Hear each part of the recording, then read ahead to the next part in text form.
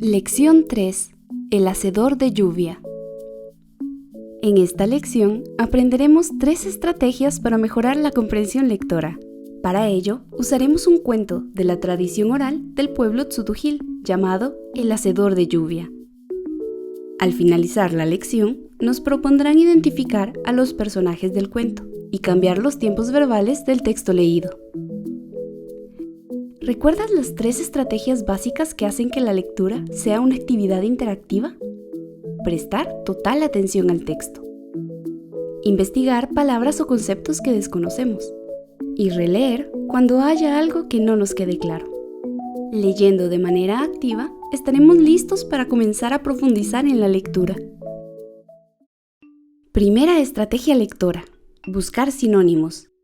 La primera estrategia que aprenderemos en esta lección es la de buscar sinónimos para aquellas palabras clave del texto.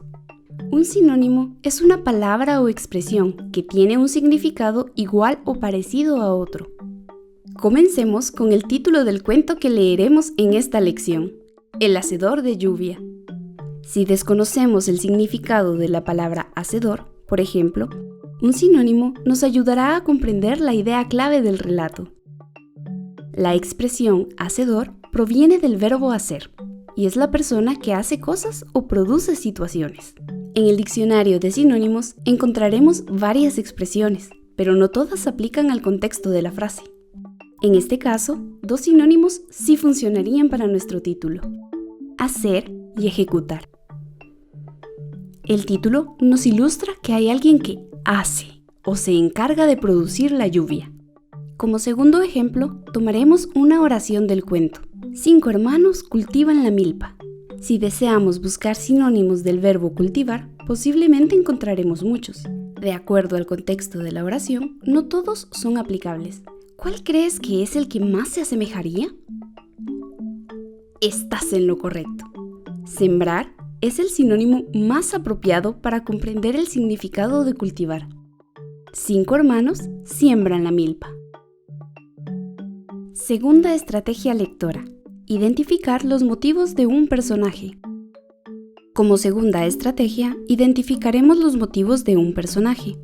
Esta tarea permite que un buen lector analice las actitudes de los personajes y su relación con otros con el fin de establecer por qué hizo o dejó de hacer algo.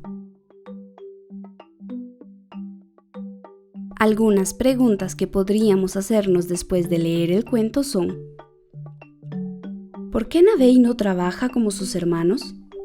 ¿Qué hizo que Chep siguiera a Navei? ¿Cuáles fueron las razones por las que el gran señor sustituyó a Navei? Formular este tipo de preguntas nos ayuda a identificar las razones por las que el narrador apuntó hacia esos motivos. Tercera estrategia lectora: expresar opiniones. Como tercer proceso lector, expresar opiniones según las actitudes de los personajes nos conduce a emplear conocimientos generales y particulares para defender puntos de vista propios. Esta es una tarea de reflexión que nos prepara para cuestionar cualquier tipo de información que recibimos.